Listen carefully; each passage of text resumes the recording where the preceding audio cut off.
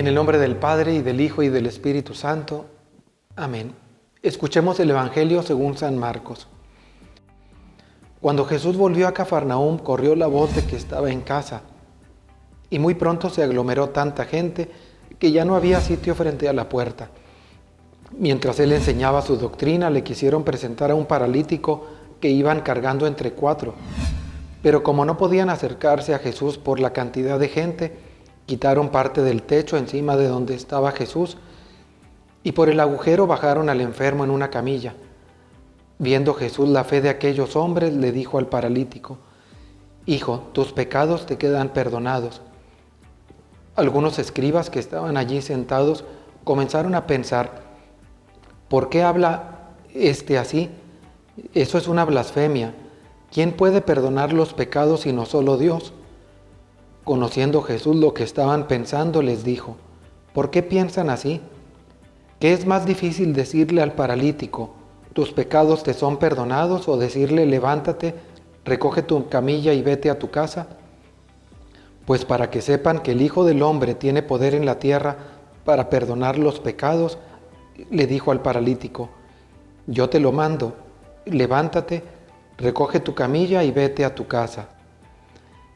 El hombre se levantó inmediatamente, recogió su camilla y salió de allí a la vista de todos, que se quedaron atónitos y daban gloria a Dios, diciendo: «Nunca habíamos visto cosa igual». Palabra del Señor. Este evangelio nos presenta, vamos a llamarle así, rasgos eclesiológicos. ¿Qué quiere decir eso? Ciertos rasgos que nos muestran cómo es la iglesia. Está Cristo, están los hermanos, hay gente, hay necesitados, pero hace falta personas que ayuden a otros a acercarse. Bueno, esto lo vemos primero porque dice el Evangelio que Jesús llegó a casa. Recordemos que Jesús ahora vivía en Cafarnaúm, eso es junto al lago de Galilea.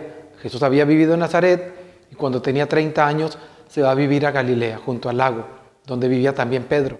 Aunque era natural de Bethsaida, vivían ahí en Cafarnaúm. Lo interesante está en esto: la gente se entera que está en casa y todos van. Hay uno que no puede ir por su propio pie, porque está paralítico, está en camilla. Pero hay algunos amigos, atención a esto, amigos que lo acercan. Qué bonito es esto, porque por eso le llamo rasgos eclesiológicos. Dentro de nuestra comunidad hay personas que por sí mismas no se van a acercar a Cristo, no se van a acercar a misa, están de alguna manera incapacitados, sea por su enfermedad, sea porque tienen prejuicios con respecto a la iglesia, por circunstancias, por lo que sea, no importa.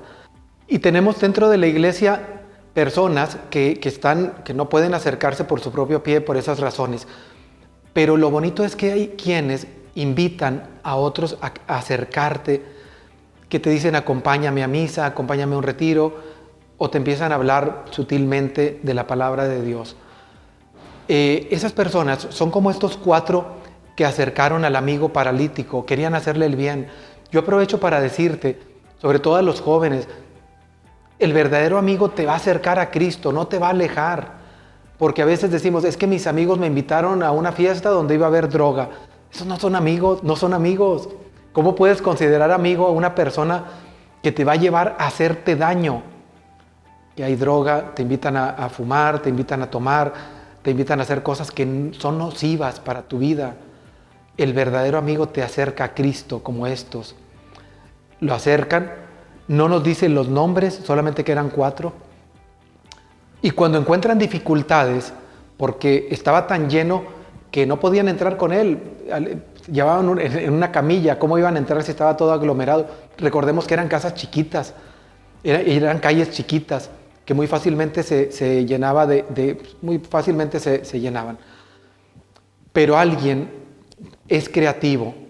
Vamos a quitar parte del techo, que eran casas que se abrían, el techo se abría, eran resistentes, pero no eran de concreto, no se agarraron con un mazo a darle ahí, sino que era un tipo de teja, carrizo, alguna cosa así, que podían abrirse para ventilarse, porque las casas esas no tenían muchas ventanas, Las ventanas eran pequeñas. Entonces la abren y por ahí mero. Implica esfuerzo, implica creatividad. Tuvieron que ir alguno por una soga, otro subirse, todo esto, ya te diste cuenta de todo lo que implicaba. Implica mucho esfuerzo, implica creatividad. Esta es la creatividad que debemos de tener en la iglesia para acercar a otros hermanos a Cristo. No enojarnos porque no quieren venir. Es que yo lo invito y no quiere venir. Pues es que a lo mejor hay algo que no le llama la atención. Busca creatividad para acercarlo. Y nosotros también en la iglesia, los catequistas, gente de liturgia, gente de pláticas prebautismales, recordemos que hay que ser creativos, pero ser creativos para acercarlos. Recordemos que la misa es ya la conclusión de todo un proceso. No querramos por medio de la misa acercarlos. La misa ya es la conclusión. Entonces seamos creativos para acercar a la gente al Señor. Finalmente lo bajan ante Jesús. Jesús ha de haber visto con mucha sorpresa, pero a la vez con agrado, el esfuerzo de aquellos hombres. Dice el Evangelio, viendo Jesús la fe de aquellos hombres, no la fe del muchacho, del paralítico, la fe de aquellos hombres. ¿Dónde vio esa fe? Pues Jesús veía el interior, el corazón, pero vio el esfuerzo, la creatividad, todo lo que hicieron por acercar a aquel hombre. Finalmente le perdonan los pecados, lo critican. ¿Porque quién puede perdonar pecados? Dicen, pues no sabían que Él era Dios. Y luego sana al enfermo. Fíjate todo lo que hace y se pone de pie a la vista de todos. Seamos creativos, seamos gente que acerque a otros al Señor con creatividad, no solo con invitación de palabra, con testimonio, con nuestra manera de ser, con amor, con entusiasmo, no rendirnos ante la adversidad, que no quiso ir, que no se quiso acercar, que no quiere escuchar. Paciencia, ve otras maneras, otros modos, porque el Señor puede obrar en ese hermano gracias a tu fe.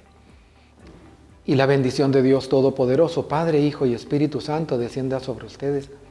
Amén.